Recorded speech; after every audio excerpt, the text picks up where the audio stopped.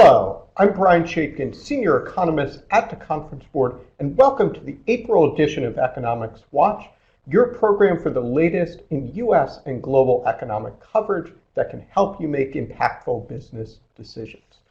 On this topic, in this edition, in addition to our normal discussion of the U.S. and global economic outlooks, we're also going to take a much closer look at some really exciting research about the innovation potential of various occupations. What are the job functions your organization needs in order to innovate effectively? Who can contribute to that innovation process? How to expand the circle for innovation beyond R&D? And what kinds of teams should be established once you have those innovative employees in place in order to move your business processes ahead and take advantage of the latest technology? So we'll be spending a lot of time on those topics and more in the second half of our webcast. To get CPE credits, there are a few steps. Type your full name and email address in the space provided. Click OK 3 times during pop-ups that will appear during the course of the webcast, and that's why you need to stay on for the entire webcast and why participation credits or CPE credits are only available for live participation. In addition, as the webcast is moving along, you can certainly enlarge the PowerPoint, and you can also ask us questions. We love to hear your questions. They make for a much more dynamic and interactive webcast, so please feel free to type your questions into the question pod during the course of the webcast. I'm joined here today by an august array of panelists. First, to my far right is Janet Howe, a senior economist who one of her specialties is innovation research. Welcome to the program, Janet. Thank you, Brian. Hi, everybody. Also joining is Ataman Ozildirim, who is both the Director of Economic Research and Global Research Chair, so a man of many hats, and has also collaborated with Janet on this innovation work and will also be giving us some of the latest updates from Brexit and other happenings in terms of the global economic scene. So welcome, Ataman. Good morning, Brian. Great to be here. And finally, to my immediate right is Gad Lebanon, who is a frequent guest here on Economics Watch, and he will, as always, be providing his perspective on the U.S. labor markets and also what are some of the factors that lead to an occupation contributing to innovation. So Gad will be commenting on all of those topics. Welcome, Gad. My pleasure. Thank you, Brian. So we start talking about our global outlook. And the question is, the global economy seems to be slowing down, Ataman, from both a mature and an emerging market perspective. So what are the key areas where that's happening? Where might there be some more upside and downside? And finally, what are some of the key trends driving this slowdown across both mature and emerging economies? Right. So the global economy, there are a lot of numbers to look at, but this is our usual global growth chart that's comparing 2018 and 2019. And the numbers for 2019, we initially calculated and put out last November. And we just went through our exercise of the quarterly update. And already we were projecting a slowdown in 2019 throughout many countries and regions of the world. And in the Q1 revision, we took down some of those numbers a little bit further, and I'll mention those areas. But the overall story of the global economy is slowing, particularly in the industrial and manufacturing sector. And we see that in the leading indicators too. The new orders numbers are coming in weaker than before, suggesting the manufacturing and production side of the economy is experiencing that slowdown. So that overall gives us a slowing picture for the global economy. The Even the US, which is kind of the strongest part of the global economy, is slowing from about 3% growth down towards 2.6% growth on an annual basis in 2019. And you see that the numbers on the bars are the 2019 growth rates, and those bars are all, almost all of them are slower than the 2018 growth rates, as you see there. Overall, the global economy is slowing from about 3% to 2.8%. Again, that's part of this slowing in the manufacturing cycle. I guess the big question is whether the non-manufacturing services part of the economy or the consumers are going to be able to hold the global economy afloat. And the numbers that we get in our global consumer confidence index suggest that consumer confidence remains high, in a pretty widespread way. So if that translates into more consumer spending, obviously that helps the global economy just skirts a further slowing and offsets some of the slowing that we see on the industrial side. The trouble spots in the global economy, in the mature economies, are in Japan and the UK. UK, of course, is struggling with the issues around Brexit. But even before that, there was a slowing that was signaled by their leading indicators. And a hard Brexit or a no-deal Brexit could create enough turmoil in the British economy to kind of push them down. And we did kind of take our numbers down, especially in the second half of 2019. We've seen kind of a similar softening of growth in the Japanese leading indicators as well, too. So there's a bit of a softening there as well. The LEI for Germany just came out this morning, and I was looking at those numbers before we started. There was a decline in the LEI for Germany. And again, very much like the US numbers, the leading indicators have kind of flattened out, so suggesting a peak in the growth and a potential slowing. So the question will be whether Germany will be able to avoid a recession. So far, it seems like that because consumers are strong, labor markets are strong, and the government is in a good position to provide some fiscal stimulus for the rest of the year. So in contrast to the UK, we don't expect more of a recession environment for Germany. So let's talk a little bit more about the UK, because I think when we start talking about sources of trouble within mature economies, you spoke a great deal about Europe. Certainly, the UK economy is experiencing its own special brand of turmoil right now with a lot of uncertainty, not just about whether or not there'll be a hard Brexit, but indeed when that might happen. There are talks of maybe an extended deadline. And also what the ultimate shape of the relationship between the UK and the EU will be. So what are some of the areas that the UK economy may experience the most threat from? And also, how might that affect our outlook for the euro area economies? The last one is an interesting question, but let's start with the UK. And so our colleagues in our Brussels office have kind of listed out where the short-term impact from a hard or no-deal Brexit will hit. And probably we'll see the immediate impact on business and consumer confidence. So the optimism about the economy will probably, any optimism that remains will further dissipate. These are going, the hard deal really creates a hard border between the UK economy and the rest of Europe. So it really changes the way that businesses do business and consumers are experiencing the European economy.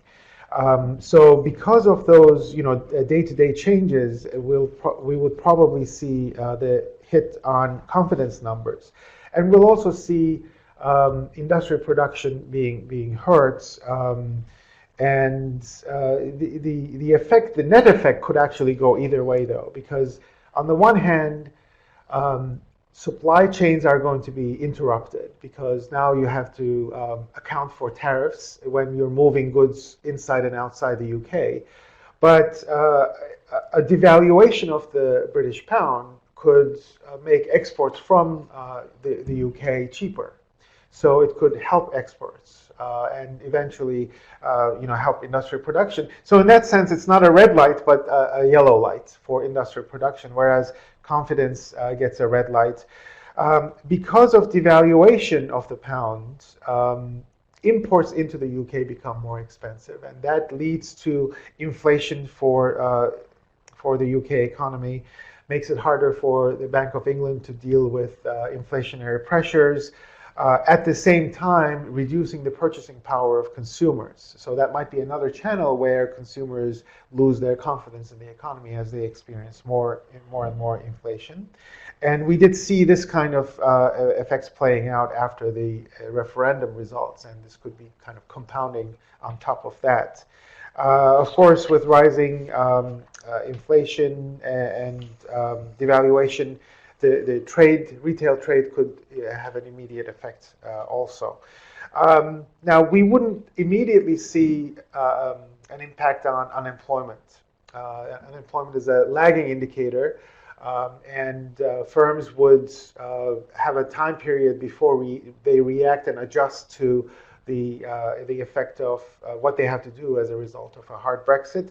So the employment numbers wouldn't necessarily show the impact right away, whereas we would probably see it more on the confidence and industrial production. But they might very well down the road, if a hard Brexit were to become a longer term economic complication rather than a shorter term. It sort of comes down to how well prepared companies are to deal with it.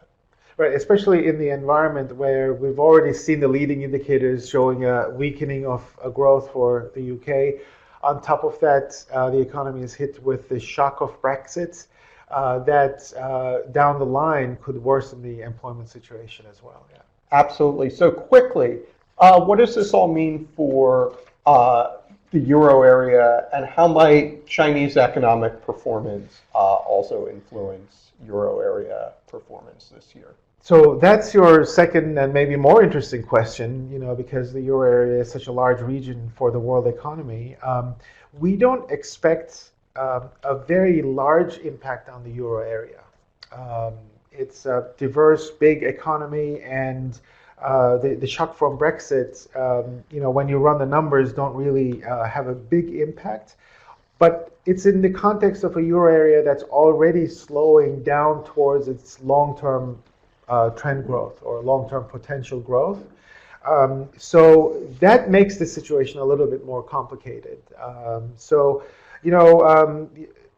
IMF and others have run some numbers, and the impact from a Brexit would probably hit most immediately the Benelux countries and Ireland.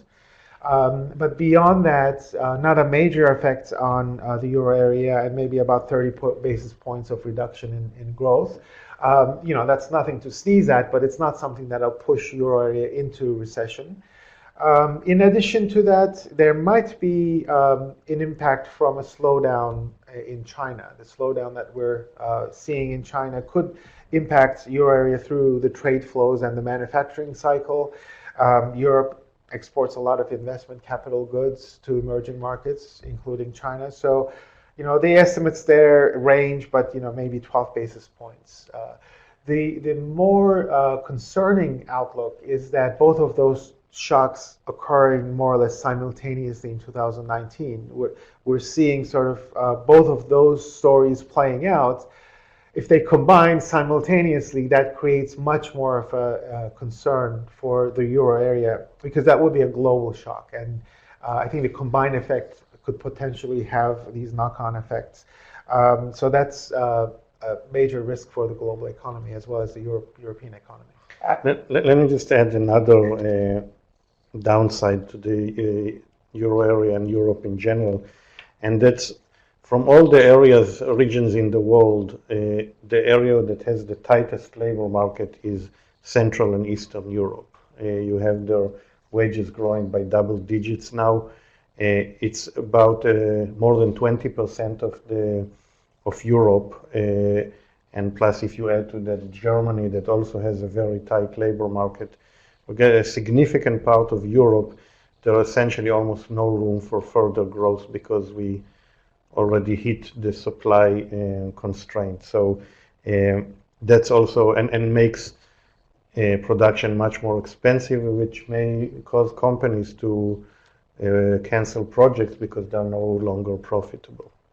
Excellent points. And obviously, the euro area is one region that's experiencing a slowdown, but perhaps not yet into recessionary territory. And another one, and we'll start off with an audience poll that asks about this, is when do you expect the next US recession to begin?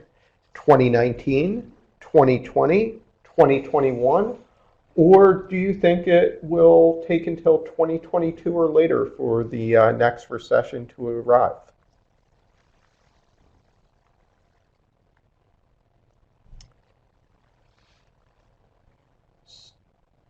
So we'll wait just another 15 seconds or so.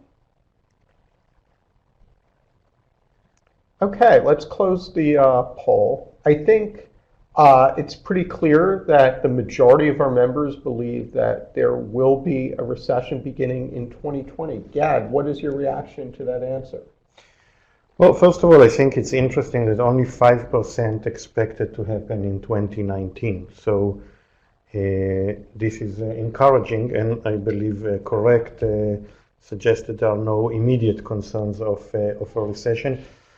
Beyond that, since there are no immediate signs, I think it could happen at any time in the future. If I had to guess, I would say that it's going to happen beyond 2020, simply because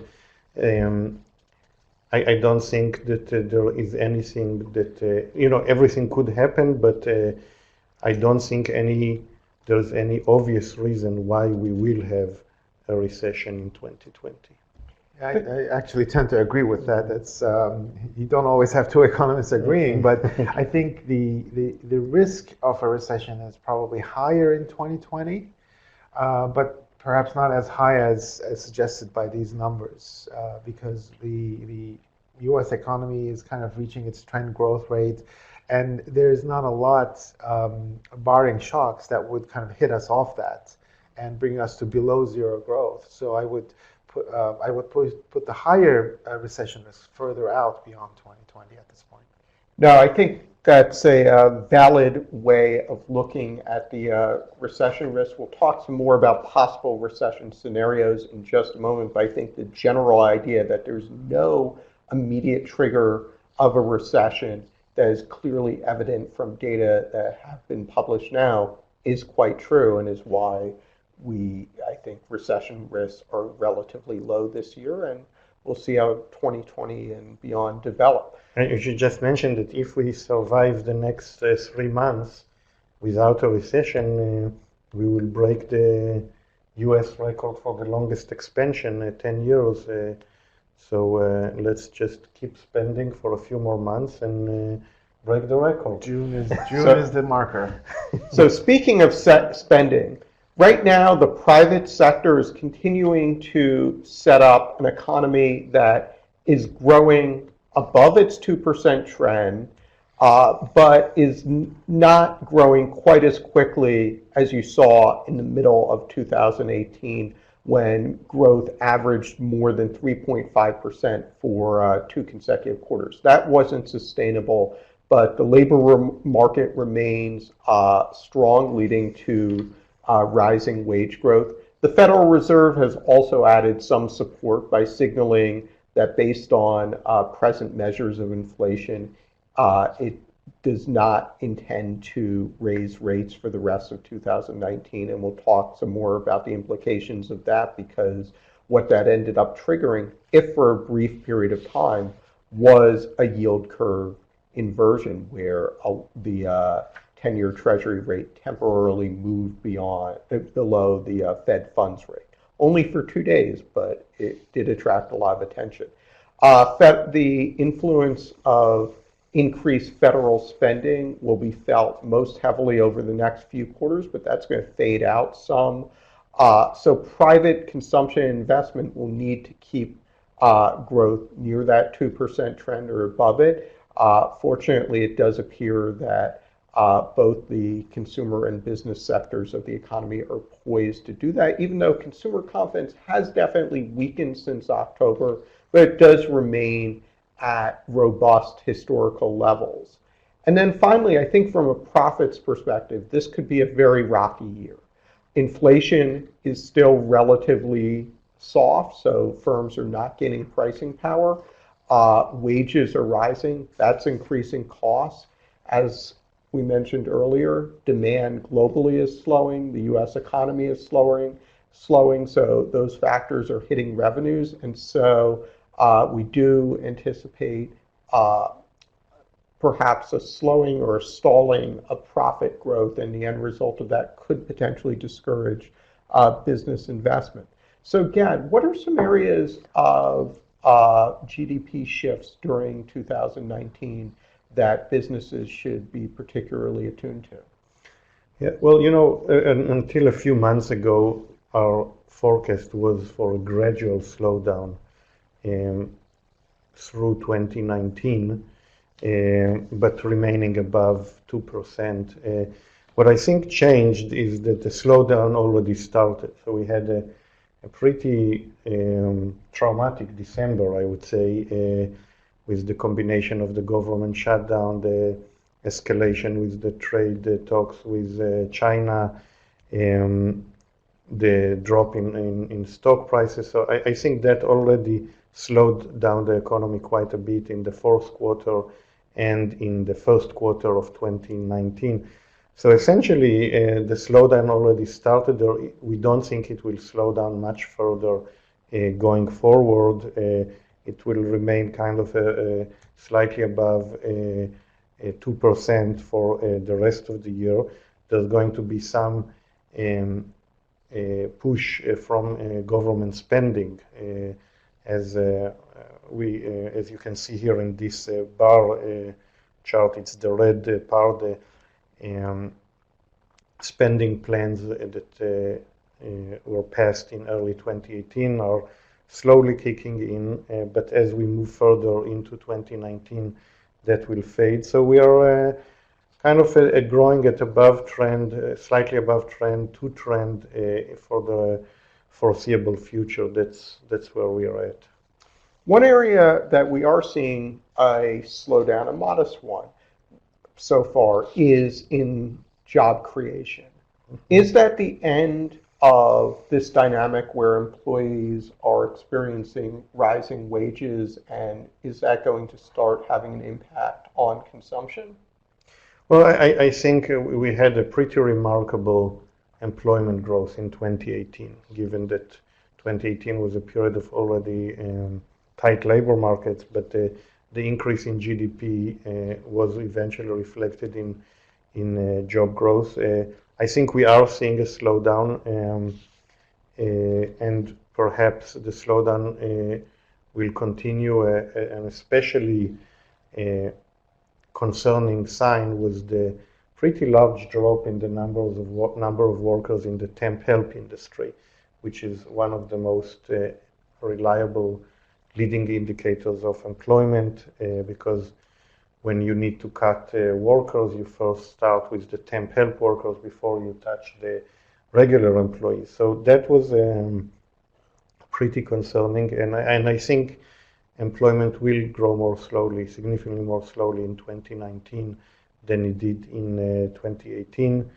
I think, but we are operating in a period of almost no growth in the working age population in the United States because of so many baby boomers are retiring, and that will continue for many years. So in that environment, even a more modest employment growth is likely to continue tightening the labor market, but at a more modest rate. So I think the general story that we've seen in recent years of a tightening labor market, accelerating wages, is likely to continue. One question I always get is whether labor force participation would increase and kind of take off some of the pressure on wages and bring more people in. And what do you think about that? Well, so the labor force participation already for a couple of years has shown a significant increase, especially for women, and much more so than for men.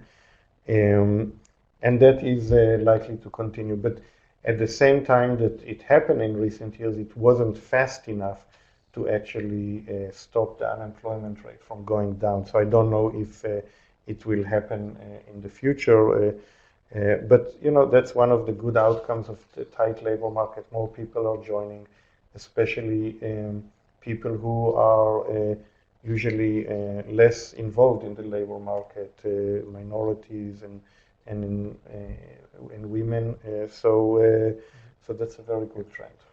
No, absolutely. And the question then becomes, what is that going to end up meaning from a consumer confidence perspective? As we could see in the red line this month, there was a particularly large drop in the present situation index. So Gad, what are we to make of that drop? This drop was pretty shocking. It is the largest 1 month drop that we had in the present situation outside of a recession period since September of 2005. Do you remember what happened in September 2005? That would be Hurricane Katrina, sadly. Right.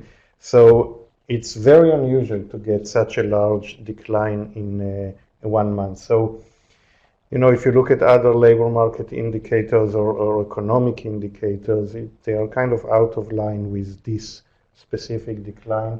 In a survey, anything can happen, there is noise. So my interpretation of that is that it's probably some of it, or maybe a big part of it, is a 1 month blip, and that it will not continue declining. If it continues to decline or even not bounce back, I think it's a big source of concern, because it was a very, very unusual move. Absolutely. And another very unusual move was this question of the yield curve inversion. 10-year rate, very late March, falls very briefly below the Fed funds rate. In the past, that has been a strong indicator that a recession may be on the horizon, not immediately, but perhaps a year later. However, I think the dynamics in this case are very, very different, because the Federal Reserve has announced over the past few months a shift in interest rate policy based not on concerns about growth and recession risks, but instead concerns about inflationary patterns. So whereas in a normal case, a yield curve inversion usually means that the market believes that the Fed thinks that recession risks are rising, and therefore that there will be several future rate cuts on the horizon.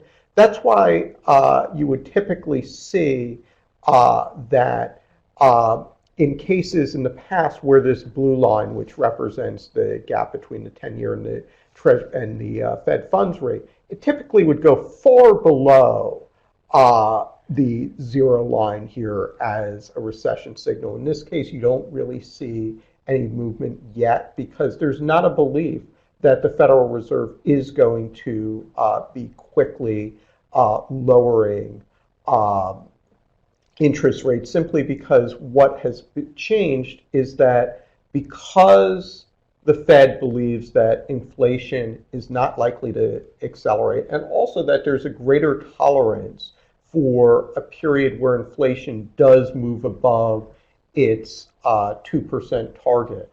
Those two factors mean that you may see one rate cut potentially, you may see no rate increases, but there aren't going to be that series of rate cuts during the next year. And so as a result, simply because you have that inversion, it doesn't mean that the Fed believes that recession risks have risen, and therefore this phenomenon, which usually would be very worrisome, I don't think represents a very clear recession signal at this point. I would also add, if looking at this picture, if you look at how many months after the first time this indicator touched the zero line, much time after that a recession began. So it's never, at least in this period, happens less than a year. The average lead is usually more than a year. Right. So that raises the risk for 2020, obviously, but not immediately for the near future. And even if you see in the mid-90s, we had an episode of a dip that didn't prevent the economy from expanding for 5 more years. So, you know, it's an indicator with a good track record, but it is only one indicator, and that's why we use the indexes, because each indicator has noise in it, and it's better to look at several indicators aggregated. Exactly. So getting to the recession question, it's not the yield spread inversion, and indeed, as we've mentioned, this expansion is reaching record length. It will do so later this year. The question is, what else could potentially cause a recession? You could see supply constraints from the labor market. That's why employment is slowing. Investment could also stop delivering from a productivity perspective. Certainly, we saw in 2008, 2009, the possibility of financial shocks where, because one particular asset falls, in that case, housing values and mortgage-backed securities, that can end up imperiling a broad variety of balance sheets. And there also can be systemic institutions which can fail as a result of that process, or others. And two that you could look to would be large banks, and also strategically important businesses that operate across many, many industries and play a key role in those industries. And then finally, thinking about how structural changes can generate a misallocation of capital. We've seen in the past overinvestment in new technology, going back to the dot-com bubble of 2000, 2001. These shifts can also create stranded assets in the context of the shift to e-commerce. Many companies with broad arrays of stores spread throughout the country, they may end up with stranded assets. But I think the overall point is that these are all scenarios that could happen. There's no piece of data right now that is flashing red in a way that would point to this has a high probability of being a cause of a recession during the next year. And that's why earlier I shared Gad and Ottoman's perspective that recession risks right now are indeed relatively contained, and something will have to change in order to get a recession in 2020. I think we really need to make a distinction between a recession and a growth slowdown. And both are negative events, but a recession is an actual contraction in output and employment. It requires cost controls. It requires a different way of managing the business. Whereas a slowdown is not a good thing. If China slows down from 7% to 4%, that is a major change in the sea, but the management response to it is probably different than laying off workers or reducing capacity drastically. So it's a much more minor adjustment than an outright cost control contraction and so on. Yeah. And I think the idea of slowdown is a good transition into how to think about the innovation piece. Because if you look at our forecast table, you're definitely seeing an overall, a clear slowdown in growth dynamics between what was happening in 2018 and what's been happening at the beginning of 2019. As Gad mentioned earlier, that's a question of demographics in large part, because working age population growth is slowing. That's why employment growth is slowing. But the one way to counteract that is through increased productivity, making those strategic investments that can potentially boost productivity. And one fantastic way to do that is through innovation. So that's why I wanted to invite Ottoman and Janet on this program to discuss their research on exactly who has the potential to contribute to innovation and how can companies create more innovative teams. So Janet, to start with, what is innovation? How do we talk about innovation, and how should it be defined in the context of your research? Thank you, Brian. Innovation is certainly an important driver of productivity, as you just mentioned.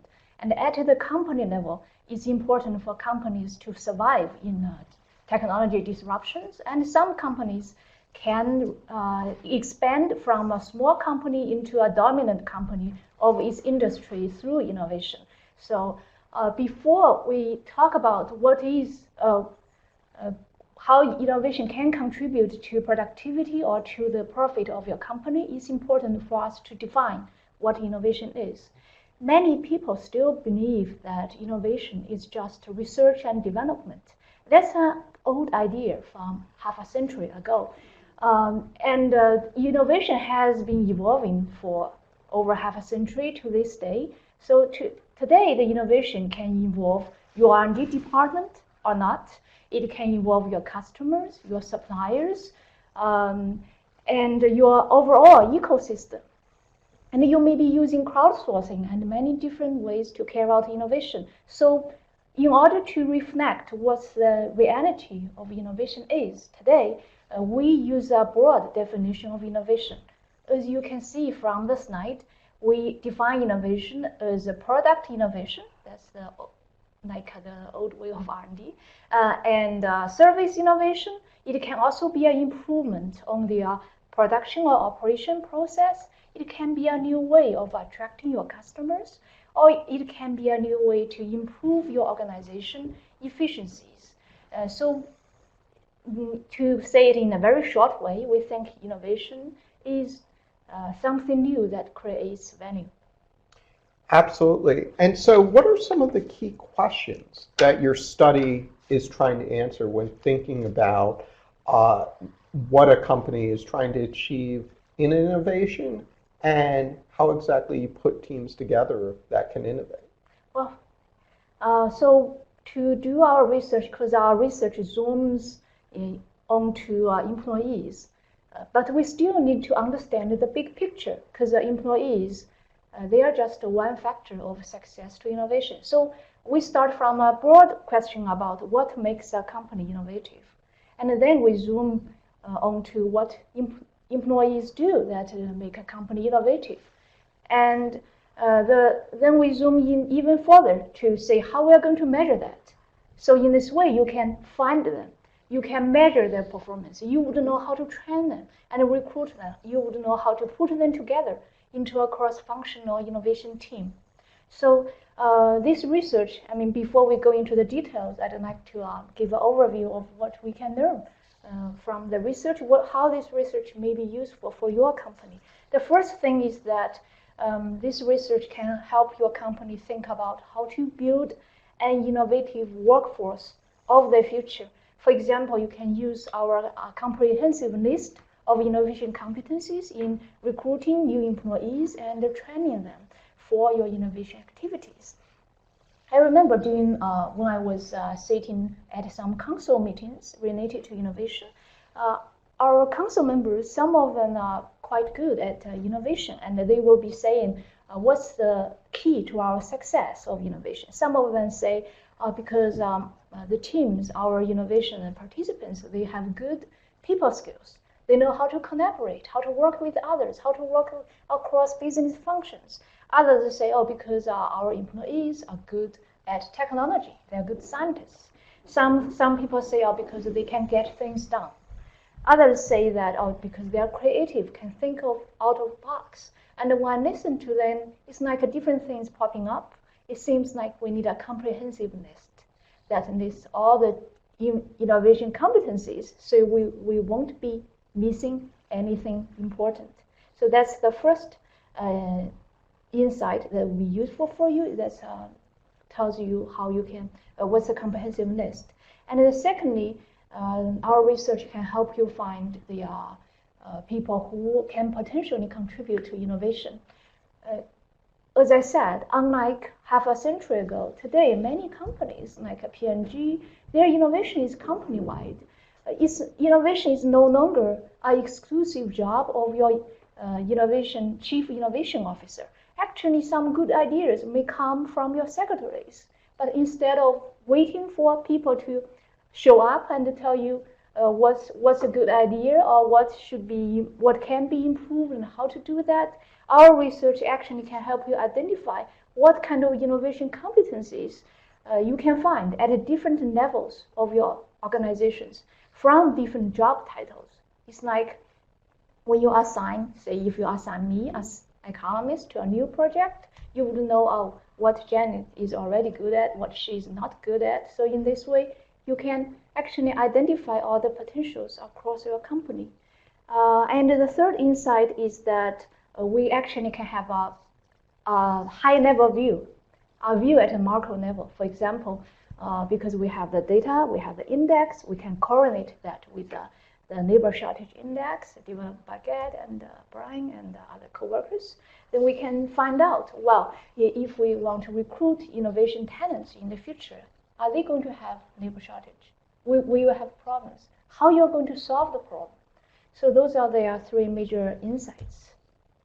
Absolutely. And I think when you're thinking about this project and this research, the result is ultimately a ranking of occupations in terms of their innovation potential. But I think an important takeaway, and you illustrate this so well in your description of the research, is that it takes all sorts of functions in order to innovate successfully. It's about people, it's about creating a team that does that. So what are the characteristics of a company that is innovative beyond just the people who can create that innovation? Yeah, that's a good question. Thank you, Brian. If we think about companies who are good at innovation, they may be successful for different reasons. And researchers have been looking at companies globally, like across the world, of what makes a company innovative. And they put all those factors into the terminology called innovation culture, but it's, in my view, is much broader than culture. So I reviewed the literature from many different researchers, and here I summarize. You can see from the slide the different things that makes a company successful with the innovation. First of all, you would know what's your vision, what you want to do, and then a strategy. What's your overall strategy? Do you want to do it through digital transformation or something else? And then you build a company structure that facilitates innovation. Then you need enough resources, like your IT department. You allocate enough time, you have the people there, and a good incentive system that promotes innovation. And then you would need to encourage behaviors of innovation. After we understand all this big picture, then we know what our research covers. Over this big picture, what we cover is the people, the human resource, and the behaviors of innovation. And so one thing the research does cover is what are those features that correlate well with innovation potential? What are some of these features? And to both Jenna and Ottoman, what were some of the features that maybe surprised you? I don't think, if I had thought innovation is only research and development, that would have been a surprise to me. Then, because the people who think of innovation as research and development, they would think scientists, mathematicians, engineers, and so on. They are the major labor force for innovation. So that's called the STEM labor force here on this slide. But in today's innovation, it requires so many more soft skills. I'll give you an example of Google. Google, a very innovative company. In 2013, they actually analyzed all the data on their employees since 1998. They are hiring, firing, and promotion of employees. And they identified the employees who are performing very well, and they found that STEM is only one of the 8 qualities that make employees a top employee. The rest 7 qualities are soft skills. Well, Google is just one company. We want to know what's true, what's practical across all industries and across all countries. And after I reviewed the literature and also analyzed the data, I condensed a list of dozens of innovation competencies into the 12 innovation competencies on the slide. So in addition to STEM, you would need people who are brave enough to fail. So that's a risk tolerance, who are good at learning. For example, like P&G is a company with a strong learning culture. And who knows how to handle conflicts, because when you're asking people to share their ideas and do new things together, it's very easy that they have conflicts. And you also would need a good teamwork. You need to hear from your customers and so on. Well, when you think about the way that mature economies especially, but we even see it in places like China, they're evolving towards creating value through digital transformation and the knowledge economy, where the value creation is not just making more widgets, but it's using your relationships with the customers. It's more the services economy and the knowledge creation, intellectual property, that Hollywood is creating. It becomes part of economic growth. And when you think about that, these are perhaps not too surprising, because it kind of points to why soft skills or cognitive skills are going to be important beyond just the science and technology skills. Yes, and I think that is important if your company wants to move from the R&D model into a company-wide innovation. In this transition, it's important to realize that what are the soft skills needed for innovation in addition to the STEM skills. So you've made a pretty good case that to promote company innovation, a lot more is required than R&D, some specific behavioral characteristics. But how exactly did you go about choosing those characteristics and then thinking about how different occupations, how the tasks in those occupations related to the innovation potential of those occupations? Yeah, thank you, Brian. That's also a good question. So first of all, I connected a list of innovation competencies from the literature review on innovation culture. And because usually they don't have a number on how those competencies are related to each other, correlated with each other, we don't know how similar or different those competencies are from each other. So I use a data set called ONET Dictionary of Occupational Titles provided by the Bureau of Labor Statistics. So I can actually analyze how similar or how different those innovation competencies are. This methodology, if I use a metaphor of food, Italian food and Chinese food, for someone who comes from, say, from Mars, they won't know how these two types of foods are different. And if this Mars man do a survey, ask 100 people in New York from different ethnic groups, saying that how many people like Italian food, and 60 out of the 100 people raised their hands. Then we know are those 60 people. Then if this Marsman asks another question, how many people like Chinese food? These exact 60 people raise their hand. We know that's not true, won't happen. But suppose these exact 6 people raise their hands and the rest of 40 didn't raise their hand. And the Marsman would know that. So this shows Italian food actually would taste very similar to Chinese food. But we know that's not true. I would say in reality, you ask people on the street of New York if you like Italian food. When they raise their hand for Italian food, it's very likely they won't raise their hand for Chinese food. So in this way, we actually see that how people answer to the questions of innovation characteristics, if they have similar answers to them, they would know that those competencies are similar to each other. If they have very different answers, then we know that those competencies are very different. So I started with a large list of innovation competencies, and in this way I condensed them into 12 competencies. Absolutely. So in order to be able to compare occupations and figure out which occupations are necessary for these cross-functional innovation teams. What is the tool that you have created for our members to make these decisions? We actually have a dashboard. Well, the dashboard gives you an aggregate score of how high the potential is. And we also provide detailed scores for each of the 12 innovation competencies. So you can either, if you look for someone who has an overall good performance, potential performance on innovation, you can look at the aggregate score.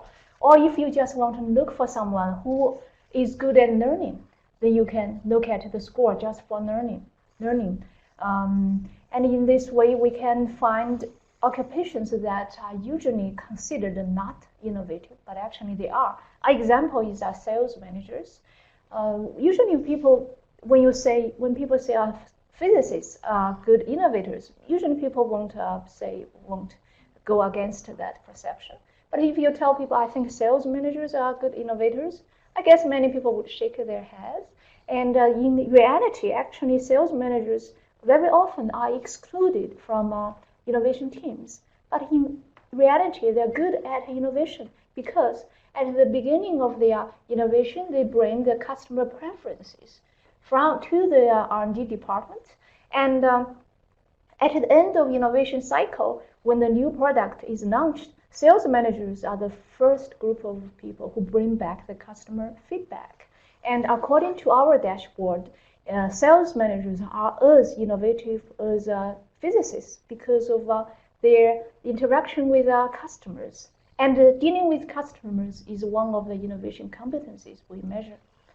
But the key thing, just to be clear, that when we're talking about the innovation competencies of an occupation, we're not really talking about, is Janet innovative or is Ottoman innovative or not?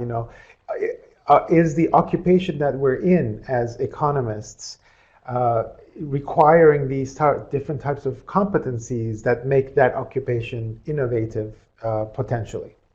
Right, so that's why I bring up this chart, because this chart does a great job of showing that it's not simply about how innovative, what the innovation potential of a particular occupation is. It's also a matter of how different types of occupations are different in terms of how occupants in those occupations end up innovating. Right. And another thing is that even if you have a labor force who have high innovation potential, if you don't have a good understanding of innovation, what innovation is, that is, if you don't know what's the current definition of innovation, then you may ignore those people, like sales managers. So in order to really realize their potential, it also depends on how good the company is using their innovation competencies. No, absolutely. I mean, that's definitely a critical point. Ottoman, how do you think about the differences between these occupations presented here and sort of how they contribute to innovation? Well, I think the example really helps us to think more broadly about innovation competencies and realize that there might be sort of offsetting elements within an occupation that you may be very strong in one dimension, but if you don't have similar strengths in the other dimensions, you'll be handicapped. So the importance of having a more broad and holistic view of innovation is going to be useful when you're thinking about innovation potential and then ultimately innovative potential of companies. But in order to boost the innovative potential of an organization, it's necessary for hiring managers to first be able to recruit those workers. So, Ottoman, my question to you is, this chart compares the innovation potential of occupations against our labor shortages index. What does it tell you about how hard it is to recruit the most innovative workers? Yeah. So economists like their scatter plots and regression lines, and basically the regression line shows us that there's an inverse relationship between high innovation potential and labor shortages. So those occupations that have the higher potential also show greater labor shortages. And Janet, you've identified some specific ones. Was there any surprising ones for you? Well, yeah, for me, yes, like directors of religious activities. When you think about it, yeah, they deal with all kinds of uncertainties. They have to collaborate with people, solve conflicts. Yeah, I think that if they are giving innovation activities, they probably can do pretty well. Yeah, I like this because it really helps you to think differently about different innovation activities and different innovation potentials. So sometimes those types of examples can be instructive. Gad, as you were creating the labor shortage index, did you find generally that occupations you associate with innovation capacity or some of the qualities that Janet and Ottoman have outlined were occupations where labor shortage risks were consistently higher? Yeah, in many cases, innovative occupations also require a lot of skills and education. In those cases, to replace someone with a lot of earned skills is not as easy as it is to replace a retail sales worker, for example. So that's one reason for that correlation. Also, another thing is that as the economy is moving away from kind of repetitive routine jobs to jobs that cannot be done by machines or by cheap labor outside the United States, you see faster growth in those jobs, and that makes it even harder to find those workers. And you mentioned the idea of workers who are replaced by technology. Ottoman and Janet, what did you find in terms of the correlation between one very prominent measure of automation risks and innovation potential by occupation? What we found is that innovative occupations, they are less likely to be replaced by automation. It's partly because innovation requires a lot of cognitive skills. Perception, it requires communication, also manipulation. I don't think the automation has developed to such a point to be able to replace those competencies of humans. And then a final question, because I think that's important, that it's going to be very, very difficult to replace innovation potential with machines and artificial intelligence in the near future, is what are the opportunities for expanding these cross-functional teams beyond borders and making them global cross-functional teams? So this chart you can see has almost zero correlation. And actually, it's a good news. What it means is that you can offshore innovation occupations just like you offshore other occupations. And that's why you see a large number of foreign innovation centers in China and India, where you can use the innovation talents overseas. And then you can actually share the innovation results across different branches of your companies across the world. So to sum up, Ottoman, what do you think the key things that organizations that encounter this research learn about forming cross-functional innovation teams that they would have expected going in? Well, I think there are some competencies that this research shows that are important for innovation, and that they really need to think beyond just having an innovation lab filled with scientists. And innovation is really beyond just invention, and you need to consider different parts of the organization participating in the organization. So the holistic view of bringing different parts of the organization into an innovation team can be very useful to drive some of that activity. Thank you, Ottoman. Thank you, Janet.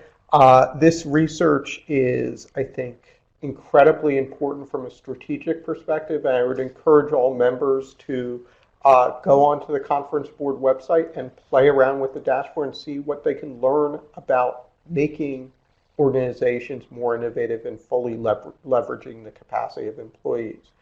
A few programming notes.